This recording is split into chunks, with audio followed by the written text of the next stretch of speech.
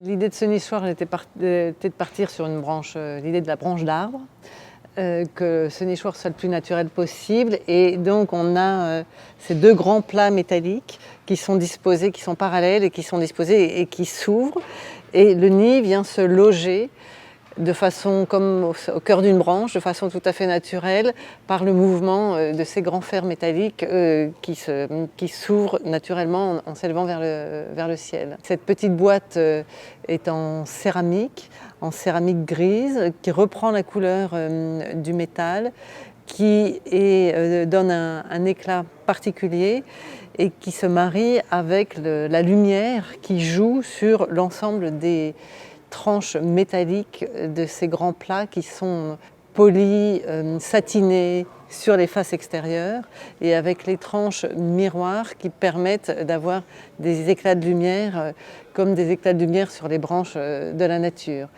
Et ces mâts font 4,50 m et 5 m et ils sont assez fins, ils oscillent avec le vent, ils bougent et ça permet vraiment de rappeler le vocabulaire naturel de la branche où l'oiseau vient loger son nid de façon, j'allais dire, spontanée. Et l'idée, c'est de retrouver ce vocabulaire et que cette espèce de petit objet très fragile, parce que c'est de la céramique, comme un nid d'oiseau est très fragile. Donc on a aussi cette similitude qui vient de se poser au milieu de ces branches d'arbres, le bois qui est une matière beaucoup plus forte et beaucoup plus solide, et là qui est représenté ou imagé par les plats en métal inox. Ce travail est aussi un hommage ou une référence à Takis, évidemment, qui est un artiste très important pour nous. Il n'y a pas de séparation entre la pensée architecturale et la pensée en termes de design,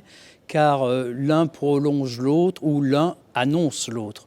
Et si on prend la question des nids, par exemple, à Rennes, il y a une relation qui est très immédiate entre cette forêt de nids ou cette petite forêt de nids et la halle culturelle qui va accueillir des événements qui se trouvent juste de l'autre côté du chemin.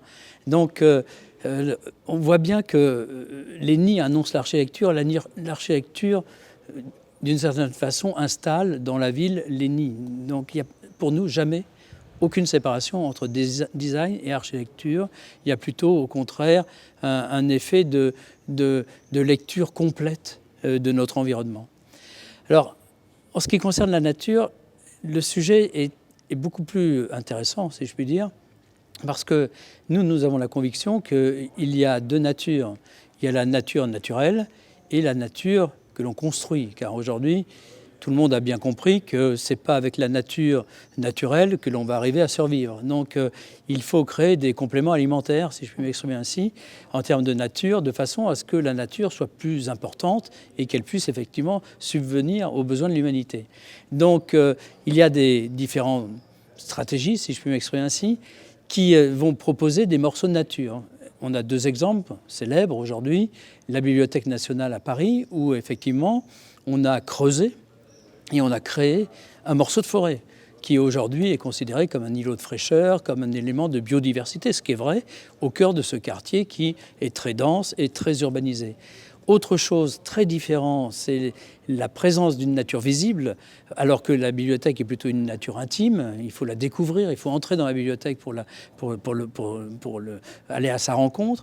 Alors qu'à Iwa, donc l'université féminine de Séoul, la nature, elle est exposée, puisque la nature crée le paysage, crée la façade du bâtiment, la nature, je dirais, est en pleine majesté.